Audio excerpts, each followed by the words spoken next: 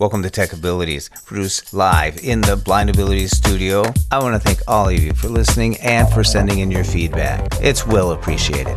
And if you want to send us some feedback, give us a call at 612-367-6093. Leave a message. We'd love to hear from you. Or send us an email at info@blindabilities.com. Be sure to check out the show notes for all the tech tidbits and news that we cover in this episode. So without further ado, let's get this show started. Imagine you're in your work attire versus your home clothes. That would be my best analogy for guide dogs. Like anytime they're on harness, they have a completely different demeanor. And I'm very much a novice, so I wish they would kind of have a subcategory under novice, or something slow, very slow, so. And because I remember when I went blind, I didn't know what to do. You don't know what you don't know. He was chewing on it, and then he was offering it to me, and it's like, dude, I don't want to chew this bone with you. It's slobbery. When I was in college, I would always bank on 3 hours of accessibility struggles and an hour of good homework. I will have a happy-ish holiday. All right. From the Blind Ability Studios, this is Tech Abilities. I'm Jeff Thompson from friendly Minnesota. And with me in the studio today, we have Callie Gray. Callie, welcome to the show. Welcome. Thank you very much, Jeff. Glad to be here. Good to have you. And from St. Louis, Missouri. Like that, Missouri? You should never say Missouri in front of me ever again. From Missouri, we have Seyoon Choi. How are you doing? I'm good. How are you, Jeff? Good to be here. It's nice. It's chilling down. It's really chilling down. It's going to be 3 degrees in the morning. I'm guessing, but that's what they said.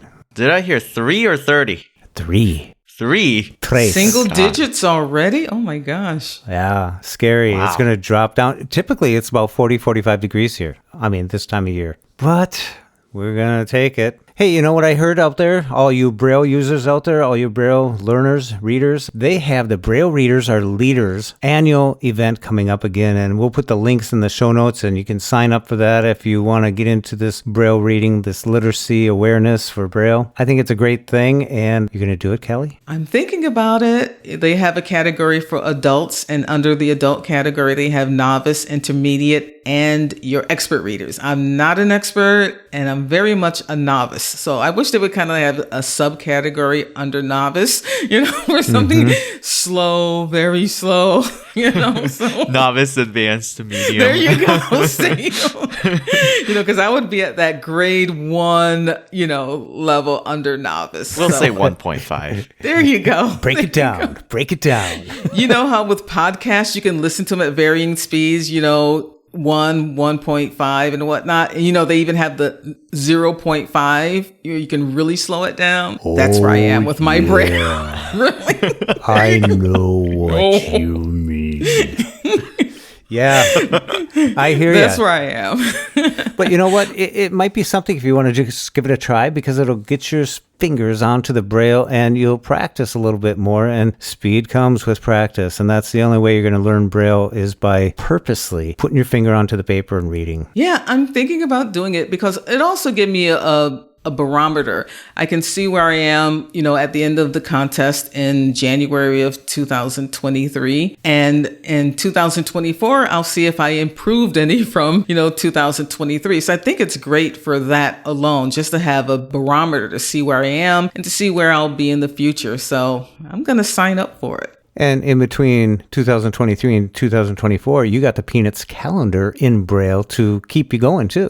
I do. I am so excited about it. I already opened up mine. I also bought one for a friend who's a huge Peanuts fan, but I am just loving it. So, I haven't hung it up yet in my kitchen, but I will soon. And I'm just looking forward to it. And it's just a great way to get my fingers on the Braille each day and just reading the months and the holidays and the days of the week. So yeah, I'm looking really forward to it. It's so adorable. My friend who is not getting it, I had another friend look at it for me. She's like, oh my God, it's so cute. So looking forward to using it and just learning Braille, getting my fingers on it. And we'll put a link down below where people can get this. And that's from Yeah, and the Peanuts calendar I have, I ordered it from the National Braille Press. And from what I understand, they sell out every single year. So if you want one, reach out to the National Braille Press and order yours. Trust me, it's something that you will love. And even your sighted friends will love it, especially those friends who are fans of the Peanuts comics. And we'll put a link in the show notes. There you go. Another thing, Callie sent this, and it was really cool. I shared this about 4 or 5 times to people through Messenger, emails, and stuff like that. It's the K9 Buddy program from Guide Dogs for the Blind. And it's a really neat program. And Callie, I heard you're considering it. Yeah, and just so we can clarify, Serena actually put that link into our thread originally. Serena and who? Serena Gilbert, who's out there enjoying herself while we're working in the studio. She put it in an email thread a few weeks ago suggesting it for me because I'm not sure if I'm going to qualify for a guide dog because of my horrible O&M skills. But I really do love dogs. And the Canine Buddies program, it's basically a pet. You get assistance with caring for the dog. Well, not caring for the dog, but they show you how to care for the dog. You get assistance with your vet bills also. So it's something that I'm looking into, but I also have to check into some things because since it is not a service dog, it doesn't fall under the ADA. So I don't have the protections that I would under the ADA. And I do live in an HOA and there are pet weight limits. So if it were a service dog, those pet weight limits would not apply under the ADA. But because this is a pet, I have to comply with the weight limits of my HOA. So I just got to figure out if the dogs that they have available fall into that weight limit. And I'm so looking forward to just having a pet dog. Dogs are wonderful. I mean, Seyoon, you have a guide dog. I know that's an entirely different thing, but just having that living, breathing, 4-legged creature there, it just offers something, don't you think? I would say so. I think this program is pretty incredible because I know a friend of mine from California. We met in late teens. So this program used to be limited to people, youth actually specifically demographic wise, in the West Coast who are later in their life when they gain that responsibility skills and advanced O&M travel skills. Interested in getting a guide dog, such as myself, would be able to apply for the buddy program, and then they would learn to kind of care and feed and groom for the dog and everything, which is a really, really great execution for dogs who are not able to make the cut, because becoming a guide dog is a pretty rigorous task and not all dogs can make it. So I thought this was a pretty great idea. So I like that it expanded now out to adults everywhere in the States. What's also really cool is that they are offering that VFA program, the Veterinary Financial Assistance Program, for these Canine Buddy applicants or recipients. So you don't have to really worry about vet bills. And I know, trust me, vet bills could really add up because I had to take my guide dog a few times and GDB has helped me a lot. So it's pretty great. I love seeing it. I love seeing them expand. And I know the pandemic for a lot of guide dog organizations was a particularly hard year as far as breeding stock goes and the training logistics and all that. So hopefully those dogs will be rehomed to clients like Callie. Yeah, and like you said, they expanded it to all 50 states, not Canada, unfortunately. Not yet. And not yet. And there's no age limit. So since I'm in the upper echelon of the age limit,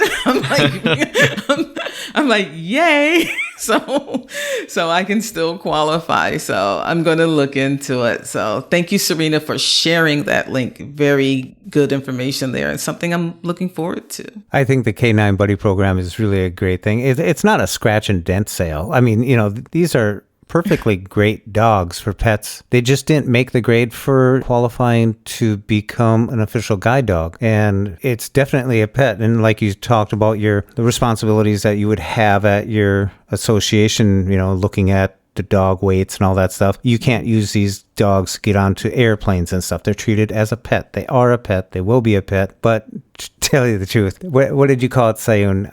Half-baked? I said the half-baked guide dog because they've basically been through that preliminary phase of guide dog training and house manners and stuff, potty training. They just haven't gone through that. I believe 12 weeks of formal training, which is where they get to actually get on harness and learn to ride escalators and stuff. That's one of my guide dog's favorite things to do, is ride on escalators. And Really? and all that. Oh my Yeah. gosh. I've heard so many stories where guide dogs hate escalators. That's awesome. That I you're... love them.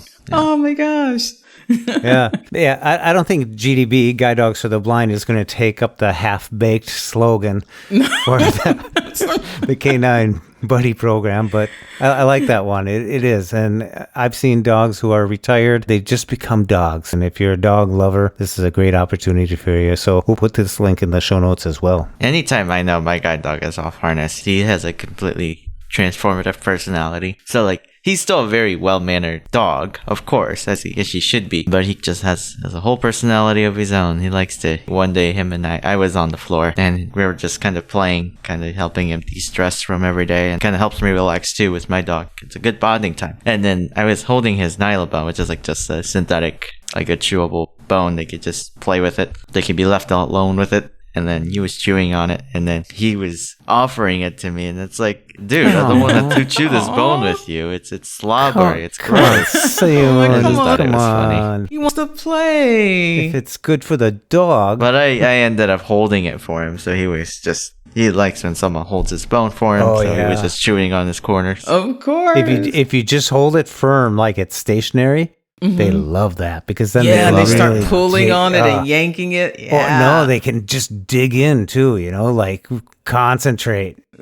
Yeah, they just dig it in. You can feel it. You can feel the vibration and all the biting. Pretty great. Yeah. Can I ask you, is a guide dog, are they different when they're on harness versus out of harness? Are they different? I think their demeanor changes more than anything. They're not very solicited because they know they're working. They become generally more calm, a little bit more professional. Like, imagine if you get to work and then you're in your work attire or something versus your home clothes. That would be my best analogy for guide dogs. Like, anytime they're on harness, they have a completely different demeanor. Yeah. Like, they'll avoid solicitation from people unless they're really adamant about petting them. But usually my dogs tend to avoid solicitation. They usually get very calm. I think there's a third level too. It's in between when you give them the full leash. Yeah. They kind of okay.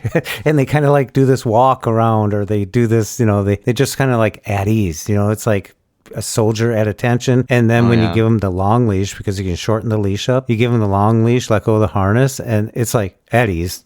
And there's this whole, they have it's a neat personality. It's really cool how they could just flip. Yeah. Yeah. Like a dog park, you can take your dog to the dog park and it can just play with other dogs, right?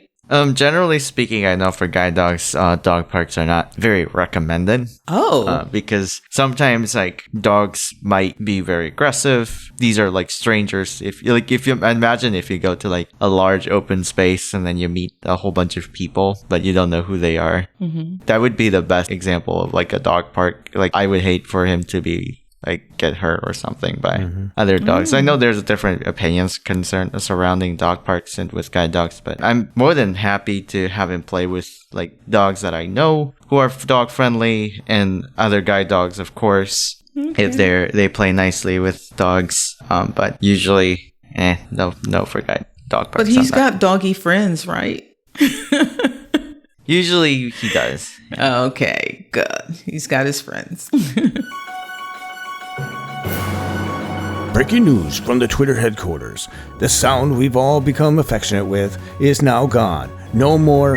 And now we'll have a lot of... Stay tuned. I was surprised when all of a sudden I saw that the emergency SOS by satellite came out on my phone. Up in the corner, you have, mine is up in the corner, settings, and it says there's an item in there. I got an update. And I went in there and it was the emergency SOS attention getter, I guess. And so I tapped on it and brought me to these pages, next, and all that stuff. And went through this process, and at the end it was, you can do a demo of the emergency I want to say XOS. SOS. Emergency SOS demo. And I think you sent this into our messages, Callie. And I was thinking, well, I got the 14th. So I walked outside and I turned it on and went through the process. And I shot it up in the sky and I did this turnaround. All of a sudden it said, turn right, turn left. The voiceover is just talking to me, telling me this. And then it say, keep it right there, boom. So I just kept on tapping, and then pretty soon I got all this stuff. So I did a recording. I released it on Blind Abilities of the whole experience, and it was really cool. I really like it. And it really focuses on getting your medical ID information up there, and then that you'll allow it to share your medical ID even on a lock screen. So you're prepared. So when you are out there, if something does happen like that, that someone, first responder, can retrieve that. I think it's a really cool, neat idea. So I also have a 14 Pro, and I got a chance to try it today. This was, I don't know, Jeff, like how your environment was, but I was walking to my internship site, a practicum site for my school I need to get done. So I walked out of the office, and most of it's covered around buildings. They're not like skyscrapers now, but it was like low level buildings, but I had a pretty clear view of the sky. So I'm like, there's no way this is going to work because there are buildings and coverage, like buildings are obstructing like some things. But I was very impressed even with a demo. God forbid if I need to use it, that'd be a different story. But I was very impressed at how, like, from the way it was being touted, I thought you really had to hold it to the sky. But like I'm about 5'7.5", 5'8", and then I held it slightly above my head level, and it connected. And when I lowered it to interact with the demo feature, it actually stayed connected really well. And there were like buildings in front of me, so it definitely works really well. That is amazing. I would say just, at a 45-degree angle, halfway up. Like if you take your arm, stick it straight out, go up, halfway, angle the phone that direction, and just start turning, and it starts connecting up. And I like that as I was, dictating in a question or a response to some of the questions, I kind of like moved my phone, and it says, turn to the right, like, oops. It's very precise. Yeah. It was very impressive.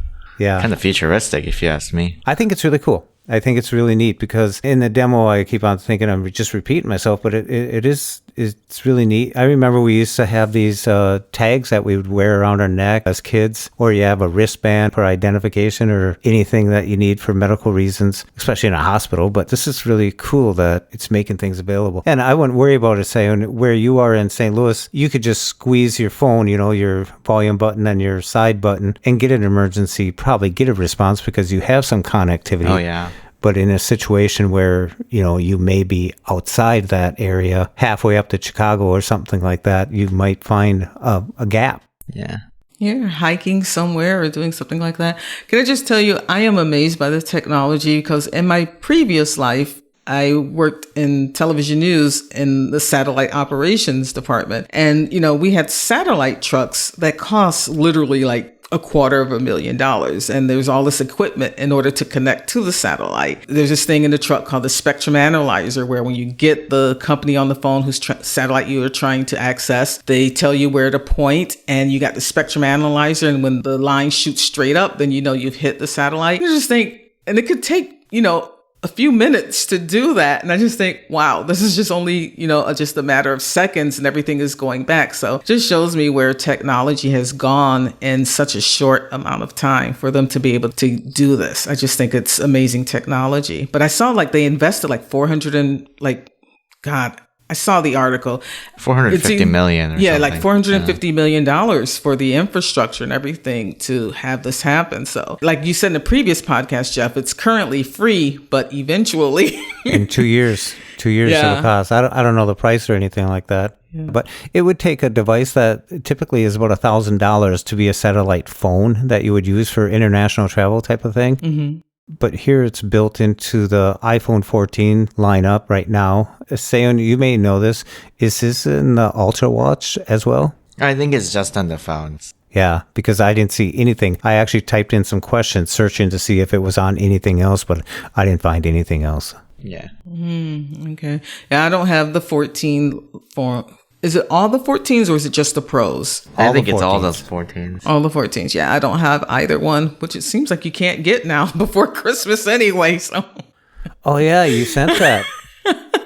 The 14 Pro and the 14 Pro Max you won't get before Christmas, but the other 14s you will get before Christmas. At least earlier today, they said. They're giving them away. You heard it here first. on tech abilities. So this is one of the few times that I've actually heard Apple make a very forward-facing announcement about the product shortage. So it really tells me that something's going on at the production facility. Basically, because of COVID, the production was cut or reduced significantly, and Oh, they shut down the factory. yeah, Yeah. and then that it would take longer to get the 14 Pros and Pro Maxes out. And then now, like Callie said, if you order it now, you're getting it at the end of December, close to January 2023, rather than by Christmas Eve even, which would be cutting it close. I heard Best Buy might have some stock. Some carrier stores might have some stock, but I know online order will take about 6 weeks, 4 to 6 weeks out right now. And for stores, most stores don't even have it anymore. Well, maybe you should just give away some passwords for Netflix then if you can't give away phones. But Netflix is now letting people kick off freeloaders. I like how they use that. Freeloaders off your Netflix account. Well, I don't think that was Netflix quoting the freeloaders. I think that was that particular article that called them freeloaders, which I thought was funny. Well, I think Netflix has gone through quite a few iterations of how they're going to solve this problem of people misusing the passwords. Is it misusing or I think is it's it password sharing. Yeah, That's password what sharing. It's just Because, sharing like passwords. when you allow it, I mean, it's going to be hard to take it back. You know, once you throw it out there and you allow it, it's hard. And I think that's exactly what's happening right now, because if you change your password, all your freeloaders would be bumped off and you'd probably get a phone call right away. You better be nice to your folks there, Seyoon. Oh gosh, That's yeah. an awkward conversation to have with your friends, though. That is. Hey. Did you just kick me out of your Netflix account? Yeah, really. I think basically they're putting whoever is the account holder in control to like boot off any devices they want, which made me wonder, like, so then because I'm sharing a Netflix with my family, can I also go into their profile and kick off other people's devices myself? Like, it just brings up an interesting point, right? Why don't you experiment with that tonight, see? And like let us no know what thanks. happens. Yeah. If you get a call from your folks tomorrow saying, something wrong with Netflix? Yeah, I'm like, what's the password again? Yeah. Even though they're the ones that own the account. So it's ultimately trying to crack down passwords, right? I've heard of very complicated situations where, like, for someone's like ex-partner still latches off people's Netflix and all of that. So that can get pretty complicated. Just like when Redbox was going out of business, Netflix is now competing against so many different streamers, you know, that, I don't know, it's the times they are changing, right? Yeah, they are. But can I just tell you something funny? One of the most creative uses for password sharing, there was this couple and they broke up, and it was not an amicable breakup. Ooh, But Oh, dear. the girlfriend still this kept is her. only an hour show. I know, but the girlfriend still kept her password with her ex-boyfriend's account. She named it Profile. So, Oh God. So he would see his name and then he would just see Profile. So he just thought it was the other, profile. And so that's how she kept hers going for years Oh, and that's years and funny. years. I just thought that was like very clever. I think this is exactly what Netflix is trying to fix. Yeah, I'm like, So totally relevant, Callie. yeah, I just think it's a bell they're not going to be able to unring. I just really do. Yeah, it's too you late got to now. start out by cracking down on it in the beginning in order for people to set up their individual accounts or a family account where everybody's under one roof. Because I just think this is a bell. They're just not going to be able to unring it. Who knows? They might lose 2 million more subscribers Yeah, by really. implementing. Really? November 29th. Guess what's happening, folks? Time's up. You can get the Twitter Blue. It's going to be rolled out again. Elon Musk, in a very decisive decision, says they're going to roll it back out. Yeah, the Twitter Blue subscription rolled out, and then it shortly disappeared out of a pretty radical spammers and trolls out there who have cost the company a lot of money. I think they're some insulin company. Am I right? Yeah, Eli Lilly. Insulin Yeah. is free. Yeah. Yeah, and then because anybody basically who could pay for the Blue subscription could earn its check mark, and then they're instantly, wow, I'm verified. And I've heard like they made a fake Nintendo account with like Mario pointing middle fingers and stuff like that, which I'm like, yeah, this is gonna go down horribly because anybody who could afford even a month of $8 a month could basically impersonate any account. Yeah, you can wreak a lot of havoc in a month. You really can. Some people were even impersonating Elon. Yeah, I saw that one too.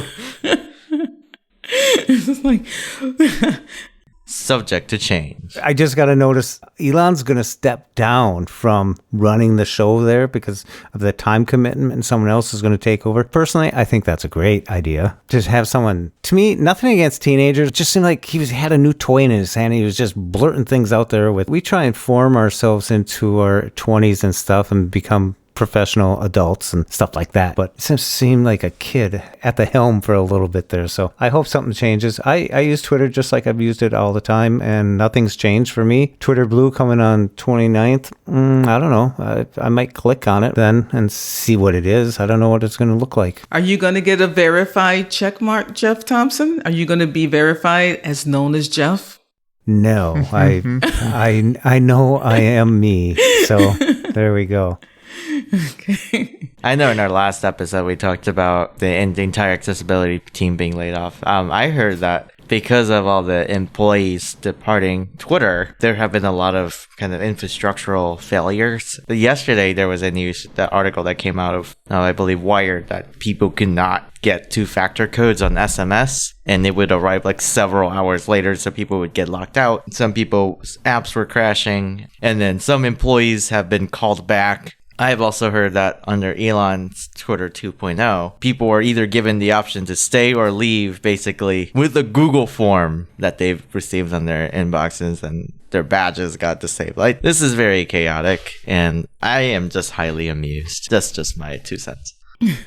I'm still with the platform. I'm going to stay. I'm just going to tweak my feed a little bit to make it more conducive to the news that I want to see. And I know some people have been transitioning to something called Mastodon. I have not even looked at that. I'm just going to stay put where I am because it's, they say the devil you know. So I'm just going to stick with the devil that I know for now. Just going to wait and see what happens. Yeah.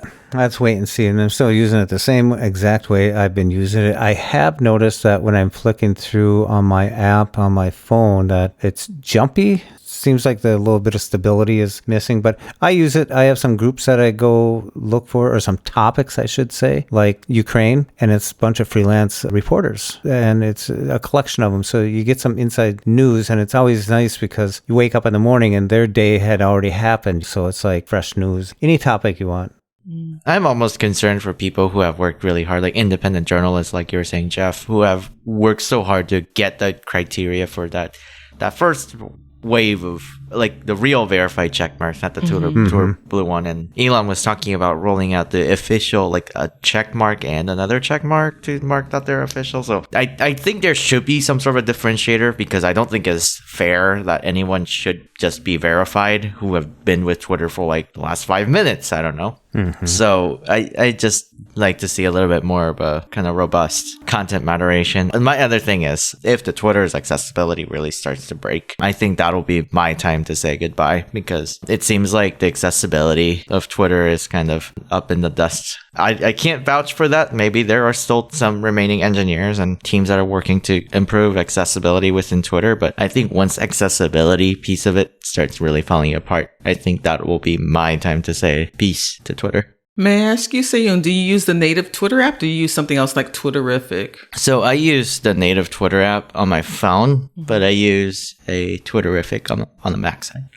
Okay. I wonder, because like I'm not an engineer by any stretch of the imagination. No? You sure about that, Callie?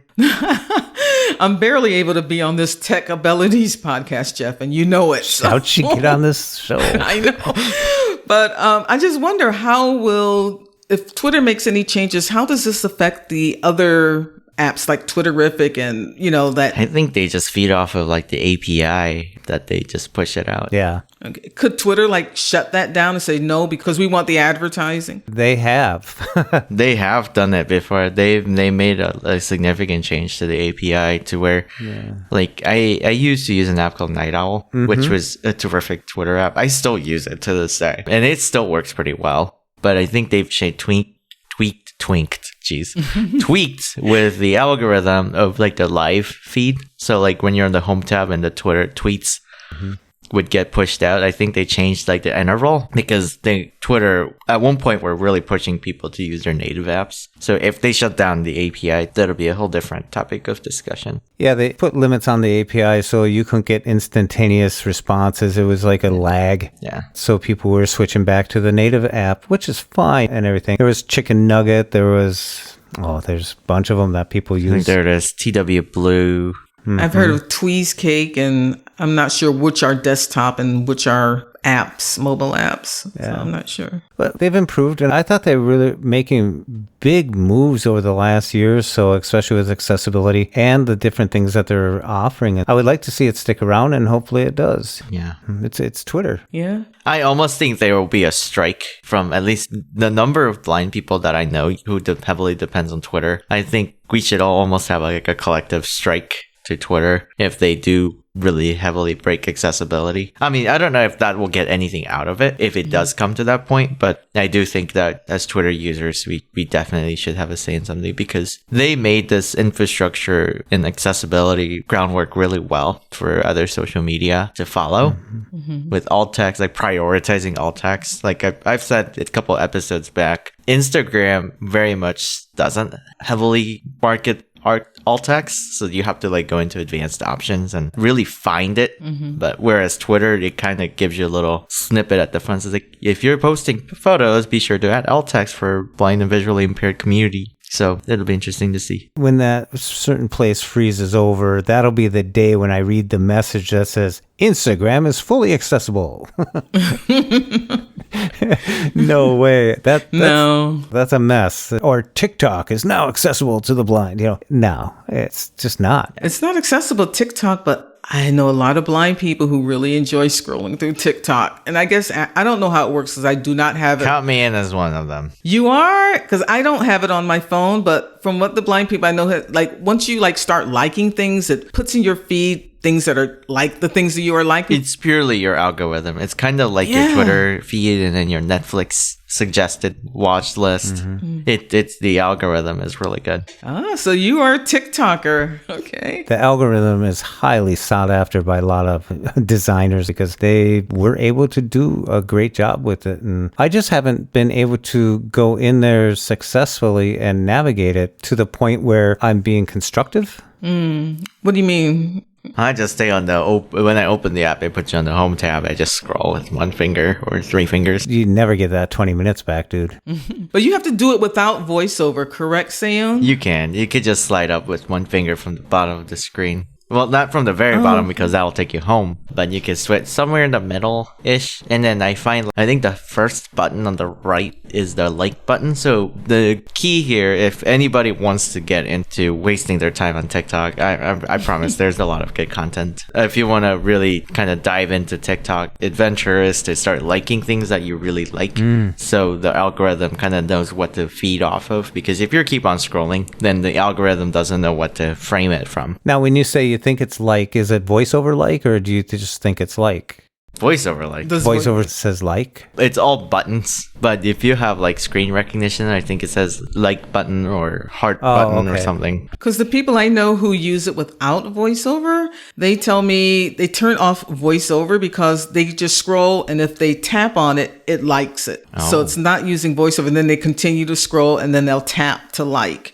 And this is all without voiceover being on. So like I said, I don't have it on my phone, but I just think it's interesting. And I don't need another It's very interesting. app that I will go down the rabbit hole in. Oh, yeah. It's a huge rabbit hole, too. Yeah. So is Facebook, what do they have? Reels? I think that's Instagram, and I think Facebook is... Facebook has Reels Watch. also. Yeah, the Reels. Yeah. Once it you get has into Reels. there, you can just start flicking up.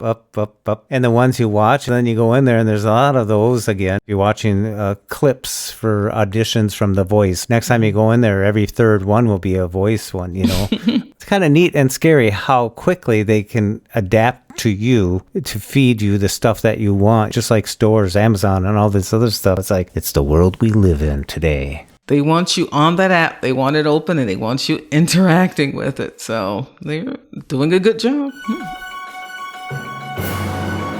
More breaking news from the Twitter headquarters. Elon Musk has repostponed the reposting of the repostment of the blue tick. In related news, Trump is back on Twitter, and Elon Musk has made an offer for Mar-a-Lago. And as a side note, the number one song on the playlist from the Twitter employees is Should I Stay or Should I Go Now? Stay tuned. Oh, hold it. Just in. Elon Musk has withdrawn his offer for Mar-a-Lago. Like I said, stay tuned. Apple wants you to buy some products now, and they got a Black Friday deal coming up, and it's for the 3 days. Black Friday, the 25th, 26th, is it 25th, 26th, and 27th? Mm-hmm. Where you get gift cards. That's your deal. So you buy something and you get a gift card. Mostly $50, but it goes up to $75. But if you go up to the MacBook Pro, $250 I can go up to. That's pretty enticing. That's tempting. That is enticing. But the thing with Apple, you have to spend the money in Apple. It would be cool to get a MasterCard gift card or something that you could use wherever you want, because I think it's basically all just putting money back into the coffers here. It's you get the products, you get the gift cards, spend more money with our products. Yeah, it's oh my gosh, come on. But it is generous. It is generous. Yeah, it is. You got Apple Pay, you got Apple Cash, an Apple gift card. It's interesting, but you almost need a Apple 101 class on how to actually spend these funds, in a sense. Mm-hmm. Can you go in and buy a MacBook Pro and say, oh, I have Apple Cash here, and slide that in as well, and then slide in your gift card as well, and then put the rest on your Apple Card? Is that possible? Yeah, it's not like you can use the $250 to get $250 off that MacBook Pro that you are currently purchasing. Oh, no. That would have been a good use. When it's in the bag and in your hand, then they hand you the card. Yeah, but can I tell you, talking about Apple Card and all these things, and Seyoon and Jeff, you guys are smarter than me when it comes to this stuff. I did not realize, because I have, the wallet app on all of our iPhones, where you have your credit cards, your debit cards in there. Mm-hmm. And the first card, is the one that's your default card. So whenever I order Uber Eats and I pay by Apple Pay, and it double clicks and it uses that. I didn't realize that there was another place in the iPhone under shipping, payments and shipping, where you have to order your cards there. When I purchased something from the Apple store, my subscriptions, because I removed a card from there and I put another one in, but that new card didn't get charged because another card moved to the top. Do you know what I'm talking about, Seyoon? And it was it freaked me. I'm what the heck is going on? And I was I didn't know because I thought what I was paying for from the App Store would come from the wallet app for that first card that's listed there, the default card. But it's not. It's in a different part of the system under payments and... payment and shipping. Yeah. Explain this to me, Seyoon, please.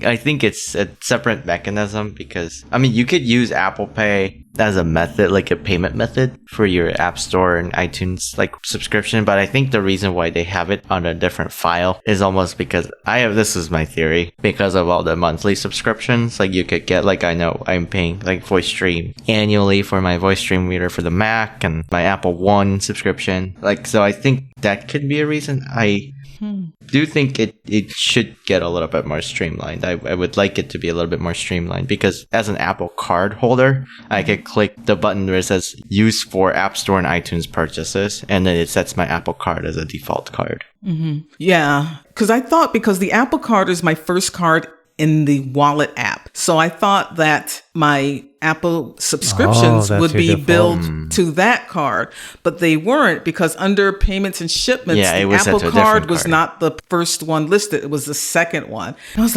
why did that happen? So I didn't realize that there were two separate ways that this was going on. I was it just totally confused me. So sorry I went off there, guys, but I was I need to ask somebody about this. What is this totally about? relevant, I would say.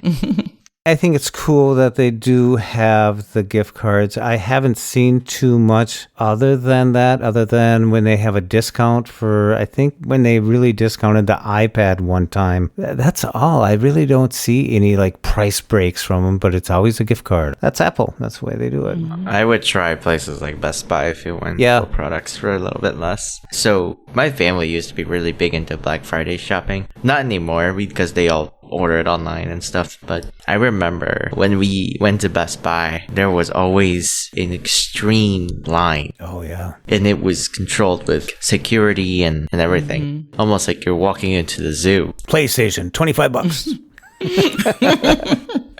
Yeah, you can't find a PlayStation anywhere now. Oh gosh, good luck finding the Good PS5. luck with Tickle that me, one. Elmo. Oh gosh, tickle me Elmo. I'm dead. Gosh. Beanie Babies, remember them? Beanie Babies, Cabbage Patch Kids. Yeah, all that stuff.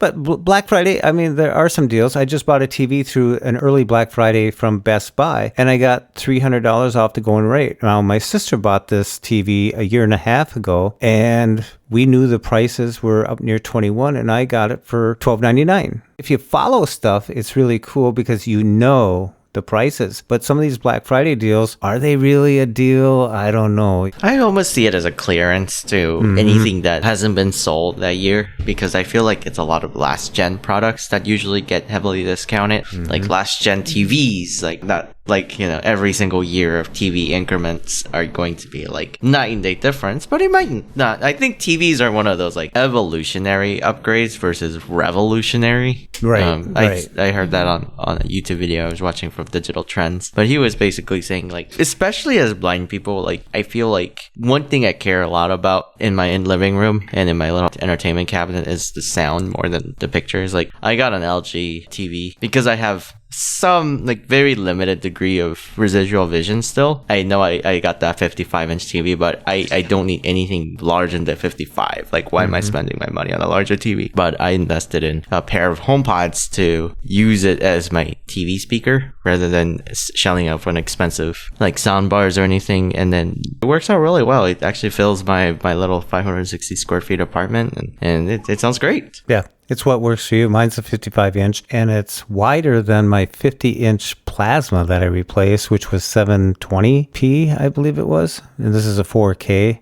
Wow. You had plasma? Oh my gosh. It was a Panasonic. I hadn't heard anybody It was using that. Panasonic. It was about 12 years old, 13 years old, but it worked. And someone was telling us, my son was older, and he said that there's a spiderweb effect coming down the screen about 3 inches in the center. You could only see it in some colors, but we knew it was time. Plus, it was heat. It produces heat. Now, this one that we just installed is, it has Google built into it, but I don't have that because I'm just using it for a monitor because I have a stereo system and my cable plays. So I'm just sending the cable, the sound, not the sound, but the video to the TV. Now, I don't know. I'd have to really tear it apart and set it all up so the TV's my hub and bring the sound out to the stereo, so it's whatever you want to do. But I know right now my Xfinity, my remote, I can talk to it and it works fine. I know this one has that capabilities, but it's all talkback, so it's Google Android type of setup. So It's probably running Android TV or something as an operating system. But the fastest way for me to hook it up was to switch the power plug and put the HDMI in and go. So that was easy, and it's really nice, I guess, but there's no heat from it, so it's like that just tells me that's a lot of energy that was being created or spent on power that doesn't have to be now. So it's an OLED screen. Yeah, they're super thin too, huh? Razor thin. Oh my gosh, yeah. I moved into my apartment that it is now about a year and a half ago, and then when I moved in, I was like, I'm gonna invest in a little bit of tech now that I'm on my own. So I got a 55-inch LG OLED. I think it's called C10, but I think it's one of the best decisions I've made. I bought it through Costco because I'm a Costco member. That's where the C comes from. Yep. And then usually they have very good member deals. So the TV that was once almost $2,000, I got it for like huge off, like $11.99 to $12.99. So I snagged it. And they shipped it to me. They brought it all upstairs. And it also includes a 5-year warranty. So if anything goes bad within 5 years, they'll service it or they'll replace it or whatever they got to do. So I thought it was really nice that it came with that Allstate protection plan. It's like a nice peace of mind. You never know what could happen to these things. Yeah. Because it is actually pretty thin. Like the layer that I feel like it's even thinner than it's very thin. And then there's a little hump towards the bottom half where the electronics are housed and the speakers are housed. But I was trying to deal with the TV speakers for a little bit, but man, it's just doesn't sound very good. They said it's like 2.2. It has like subwoofers and stuff in there, but it's still a pretty thin chassis, so it's not gonna like fill the room or anything. So I ended up getting HomePods to place them under the TV. And now with new Apple TVs, you could, I think all the modern TVs have something called audio return channel or ARC. Yeah. And then with Apple TV, you could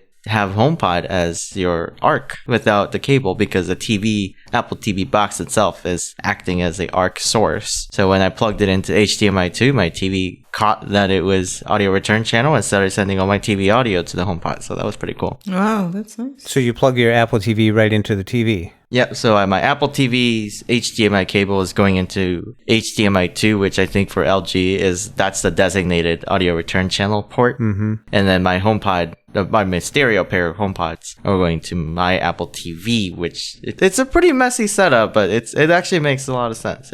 It's pretty cool. It works. Yeah, it works. And the TV also had a screen reader built in, so if anybody is looking to go Black Friday shopping, definitely seek out TVs that have accessibility out of the box. I mean, I turned mine on and it said this LG WebOS TV because it's running WebOS. It supports, I think it's called voice guidance for visually impaired, and then you click the OK button, and then you could, just like Apple products, you could set it up completely on your own.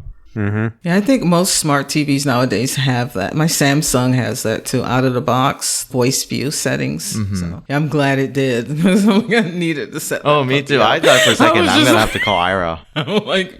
So it was great to be able to do something on my own without needing Ira or any kind of sighted help, to do everything. So the only thing I needed a little bit of help was assembling that TV myself, because it's huge. Like, I think I took that TV unboxing upon myself. I opened it up, and it was like just large screen just sitting there in light of all the million plastic like styrofoams that came in to pad it. But there were TV stands. I'm not gonna wall mount this thing. I was gonna just put it on the stand, and I have a cabinet, like a TV stand. I could just place it on top of that. But there were like a baggie of screws, some metal piece, and a back plate. And I was like, I don't know what I'm supposed to do. And it came with an instruction that is completely pictorial. So I had to call Ira. And I think I actually watched a couple of YouTube videos of people assembling it. And it was pretty straightforward. yeah, YouTube is the go-to place, man. Whenever my you need gosh, help yes. with anything, it's like there's a Yes. video on YouTube for it. I blame Apple for these picture diagrams. No words. It just has an arrow, pictures, and then IKEA. There's no more writings like take part A and connect to part B. It's just like whoop, whoop, whoop, with arrows and stuff like that. I think it's more IKEA than Apple, because IKEA is like kind of, you get all the parts and you build these furnitures at home. Around the same time I got my TV, my bed came in as well. So that was pretty fun. There was a headboard piece. Whoa, my Do Not Disturb got broken through. Uh-oh. I think what ended up happening is I got the headboard and like all the parts for it. They were also Brazilian screws, and that took me an entire afternoon, like 6 hours to build it. It's fun though. I put together my sister's two TVs, which are the Sony Bravia brand. And so when mine came, it was like, hey, I've been here. It's that thing. If you want to build a deck, build your neighbor's first, then you'll know how to do yours. There you go. I open up the bottom first, so I lift the box off everything so it's still standing in the styrofoam. But that took me 2 TV installations to figure it out See, that's to do smart, mine. because I cut along the top half of the box, and I had to hoist myself into the box to fish it out, my which gosh. was not very intuitive. What I should have done is flipped it over or leaned it, like put it down on the floor. I cut the bottom of the tabs off and folded them back, okay, flat on the ground. Then I folded the bottom flap under it. So then when I stood it up, it just slid right up. Oh, why didn't I think of that? Well, I didn't was think of so that on bad. my first one, or my second one. I think I started to, and when I got it to my house, it says, I've been here. I know what's going on. It only takes one TV in your life to know how to unbox it properly. TVs are completely different ballpark with opening. Nowadays, yeah, it's different. Then how the It's legs large. mount in, they slide up into these coupling things, and it's like, do you put this one on the left or the right or the left? It's like, wow. Yeah. It's kind of fun. It's pretty fun. It's like putting in puzzle pieces together. Yeah, I was just glad no one was watching me. There you go. Your cameras were watching you, though. Jeff. Yeah, I'm like, I don't have cameras. I don't I think my do. guide dog was pretty critical of what I'm doing in the living room, kind of dancing around with the large box. He was kind of like looking at me the whole time, thinking like, "Oh, Dad, What is this? What are you doing? When I was doing the satellite out there, both dogs were out there like, is he going to go in? What's he doing? He's just standing there looking at the sky. What's he doing? Yeah, I think I got him confused too because I was just standing there. He was already in harness and then I waved my phone around the sky. More importantly, what did your neighbors think, Jeff? Did they see you? Were your next door neighbor like, Marge, come out here, take a look at Jeff. He's doing it again.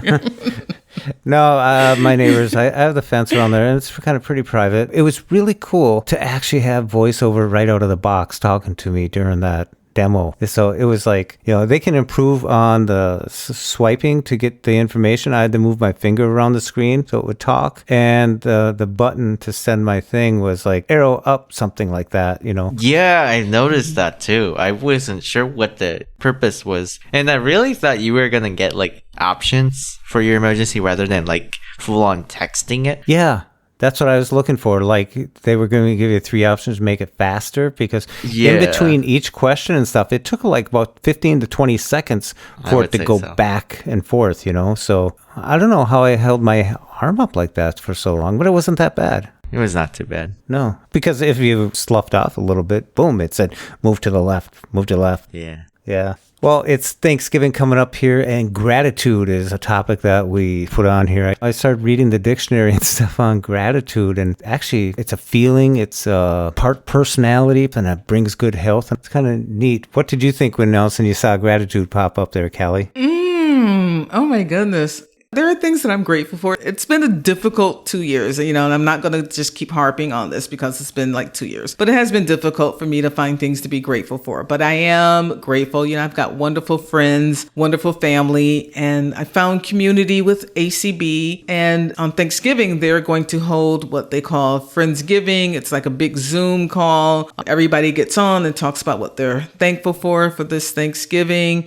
And especially for those who don't have anyone, with them, I just think it's a great way to be a part of a community during this time of the year because for a lot of people, it's a happy-ish holiday, not a happy holiday. It's a happy-ish holiday season.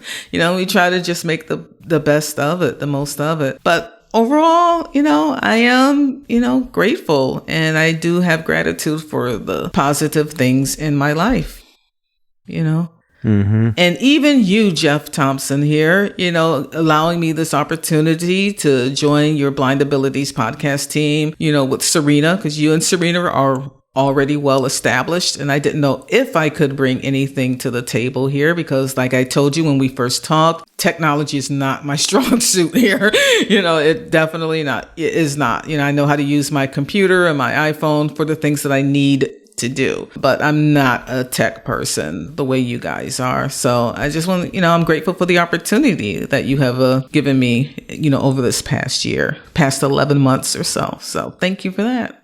Thank you for being a listener. I mean, you contacted me when you first started down that blindness road that you knew you were on. It was like, this gal from some news anchor. Gal. Oh my God. You from like the 1950s? Or broad?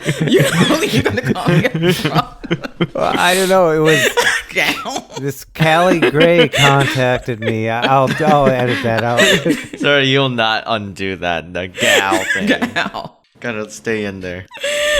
It was just kind of interesting because someone contacted me and they've been listening to the Blind Abilities podcast, the iPhone 101s and stuff. And she worked at a news place and she wanted to know if there was software so she could still do her job. It started as that. And then all of a sudden it went the direction it's gone. And it's been a few years now. When I first started Blind Abilities, the whole idea was to be a 101 type of thing. Start from ground zero for the newly blind and stuff so they can have something. Because I remember when I went blind, I didn't know what to do.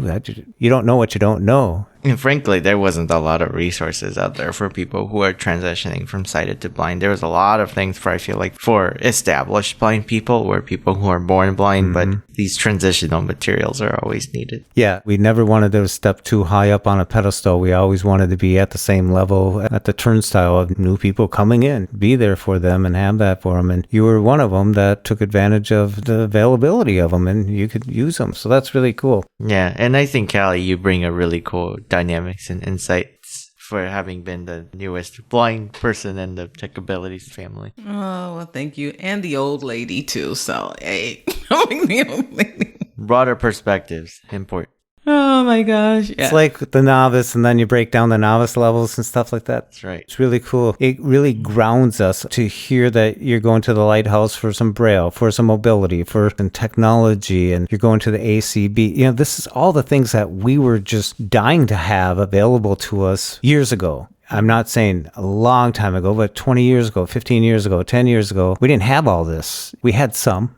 There was some out there. Yeah. And I tell my sighted friends to this day, I'm like, my situation that I'm in, if I had to lose my vision, I'm glad I lost it in 2020 versus, 1980, 1990, because I just think technology has just made it a lot easier for me to do things. I mean, there was no Instacart back in 1980 where you could get your groceries delivered. There was no Uber Eats where you can get food delivered. There were no apps. There were no smartphones or anything like that. But who knows? Maybe it would have been better to have lost my vision back then, Jeff, because then I'd be able to do that stuff. I'd be able to go to the supermarket and shop for my groceries on my own with store help. Instacart. Or maybe, I could be like Seyoon, who I truly admire, because it blows my mind that he's out there. And you use public transportation, right, Seyoon, on the bus? Yeah. That he's taking a bus and doing all of these things. And he's like out there going to concerts, because you went to Post Malone. I think I heard on a podcast you were at a Post Malone concert and doing stuff like that. And this is not one of those inspirational porn things that you hear people talking about. Oh, isn't it great that blind person can do that? Because I'm living it too. And I'm just like thinking, wow, Seyoon is doing so much out there. Like, what the heck am I doing sitting on my butt here when he's living his life and is out there? But I think as blind people, I think it's important to realize your strength and your confidence level, but also not every day is easy. Like on the bus today, I had a whole bunch of people who just got on, and I was on the front row accessible seating because of my guide dog that gives us a little bit more floor space underneath it. And then there was this guy that was pretty terse. He was kind of like on your face about it, and he was asking me to slide, and then I gently told him, like, hey, I got my guide dog down there. I didn't tell him that I was blind or anything, but he was all making goofy jokes about like how this dog was gonna bite him, and some other passenger ended up telling me that he's a service dog or whatnot. It's a whole shenanigan. I had my AirPods on the whole time I was listening, doing my own things, but really little things like that, those microaggressions, I feel like get in the way of living our life to the fullest. But you gotta I know for a fact, like I got this group as a support. I have a lot of fellows who were there to support and who understands these and validates these everyday frustrations. So you just gotta keep going and know that someone always got your back. I try, but I had a breakdown last week when I was trying to fill out this 11-page PDF form. I was working on it for literally 5 hours. Just 5? Yeah, just 5. And I was like sitting at my desk and I was in tears, and I was going between Preview on the Mac and Adobe on the PC. And the PC was actually working great, but for some reason, Adobe Acrobat kept giving me 16-bit not responding. I have no idea what that was. Oh, you're kidding me? Yeah, but every time I got to page 3, it would do that. Until I got to page 3, it was just very easy to fill out everything. The only problem with Preview on the Mac, once I got to page 3, the edit boxes kind of became jumbled for some reason. Man. Some of them disappeared and some of them were just, I don't know what was going on with it. So it was around a little after 12 a.m. and a friend on the West Coast called me, and I picked up the phone and I was just like in tears. She was like, what is wrong? And I was like, I told her what is going on. I'm like, I hate this, because this is something that if I could see, I would have been able to fill this out in 5 minutes. And here I've been at it for 5 hours, and I just lost it. And she says, okay, just calm down, take a deep breath. She says, what can I do to help? And we talked for a little while, and she says, why don't you just email it to me and I'll be on the phone with you and I'll fill it out for you. And that's basically what we did. It took literally 5 minutes for her to do it. And I was just like, so this is why I'm upset. I said, because it should take me 5 minutes. but it didn't. And it upset me so much because I hear you, and that has happened to me throughout my educational and academic endeavors. We unfortunately, so many blind students face the barrier of, oh my gosh, I'm just trying to take a class here, and then the software or the platform they're using is not accessible. And then now we're trying to, like, then what do you do? Like, do you redirect to see what you do? Like, it's always constantly almost fighting fire with fire type of thing. It takes a lot of resilience, I feel like, as blind people to eventually kind of Tenacity. fit in that role of, trying to live the life we want to live. When I was in college, I would always bank on 3 hours of accessibility struggles and an hour of good homework. really, Yep. When I first started training on JAWS 3.0, you didn't think about a PDF back then. I don't think they had them, did they? I don't think PDFs were widely available, Yeah. but I think it was starting to become a thing, but not I don't quite remember yet. them. Yeah. To me, PDF was a picture. You know, it was a JPEG almost back in Oh, the yeah. day. It was not great. Until we started getting some, OCRs going. Then you could do this. But, here you're trying to do homework, and now you're trying to get your phone to do an OCR. Gosh, I need a stand for this. Or you're going to do 17 pages, so you have to get it in batch mode. And it was just crazy. Or you sat there with Kurzweil 1000, and you had a scanner there all the time. You're wanting to spend reading. You're sitting there flipping your book over, pressing it down and scanning. And Oh my gosh, Yeah. really? and the binder, you had to you had to really push down so you could didn't get it curved and warp the words. I had this one literature book, literacy book type of thing. It was all about literature, and it was on like this tissue style paper, really expensive paper, maybe, I don't know. But it would see through, the light from the scanner would see through the words on the other side of the page. So I couldn't get a good clean cut. So I had to do every page separately and press another sheet down on top of it just so it didn't bleed. Did you use was Sarah a thing when you played Oh, with it? no. Because I remember one of those. No, I had a Kurzweil 1000 which hooked up to your the computer. huge and then reading machine thing. Yeah. I had the software that hooked up, and I had a scanner. So, you had a whole workstation to get this stuff done. Nowadays it's just, I'm not saying it's easy. Today has its own set of problems that people get frustrated with, and we had our set of I problems. still think I have a copy of Kurzweil, not the scanner, but I have the much newer version of Kurzweil sitting somewhere at my And that stuff used to be desk. $1,000 or something, and Pretty expensive. JAWS used to be $1,000 as well, and now they have some pretty good programs. So I'm really gratitude, pretty close to the same thing, that we have accessibility companies that are fighting and leading the way and doing stuff, and that hopefully all the accessibility people from Twitter find jobs and help other companies get accessibility. I know I said that before, but on the last podcast, but see, they like it too. Listen to them. They're honk for accessibility. There's a honking their horns. I'm really glad that when I see apps update and I see that there's been an improvement for voiceover readers, I always smile a little bit, like, yes, like what is it? Instagram? Is that what it's? Instagram? Instagram. Yeah. I'm dying. Every time my Instagram comes up as an update, I always go to it to see if they said, and we worked out the accessibility issues.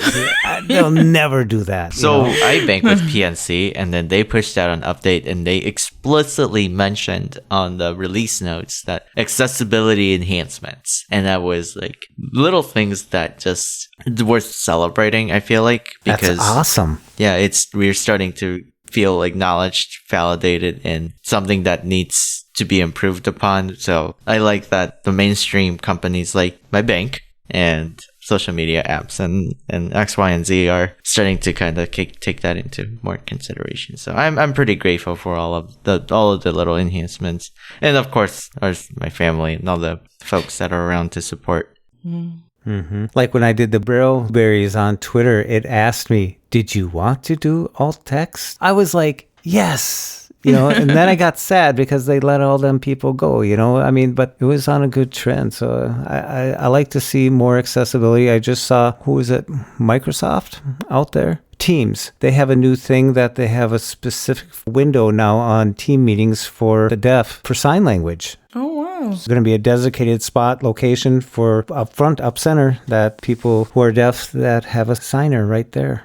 Boom. Teams is something I have not used. So do you use it? I have used it. It has its own problems with voiceover on a Mac. That's all I need to know. I'm not sure about a PC, but I'm sure if you're just joining a meeting and you need to know where the mute button is or the video on, off, that type of thing, I think you're doing pretty good. That's the most important part of it if you're just an attendee to a meeting. Yeah. What works with Teams? Skype. Skype works with Teams, and I can work Skype out. That's fine. Wow. Well, everybody, I hope you all have a good, happy-ish holiday season. Is that it? The new way we're saying it? Happy-ish? Well, at least for me, but I'm sure you guys will have happy holidays. For me, I will have a happy-ish holiday. Yeah. So from all of us here on Tech Abilities and Blind Abilities, we wish you all a happy-ish holiday season. Yeah. Okay. Callie, Yes, sir. thanks for coming on. Thank you very much, Jeff. I enjoyed it. And I always love when I come on and I learn something from you guys. I always do. And I'm thinking about joining your 14 Pro Club. So I'll let you know how that goes. There you go. Seyoon, thanks for being on the show. Yeah, thanks, Jeff. Stay well. Stay informed. And stay strong. And until next time, bye-bye. Ciao, ciao, everybody. And then cue our funky music, right? And for more podcasts with the blindness perspective, check us out on the web at www.blindabilities.com, on Twitter at blindabilities, and give us a call at 612-367-6093. Leave us a message and let us know if we can put your voice on the next podcast. Drop us an email at info@blindabilities.com and download the free Blind Abilities app from the App Store and Google Play Store. That's 2 words, Blind Abilities. And from all of us here at Blind Abilities, through these challenging times, to you, your family, and friends, stay well, stay informed, and stay strong. I want to thank you for listening. Hope you enjoyed. And until next time, bye-bye.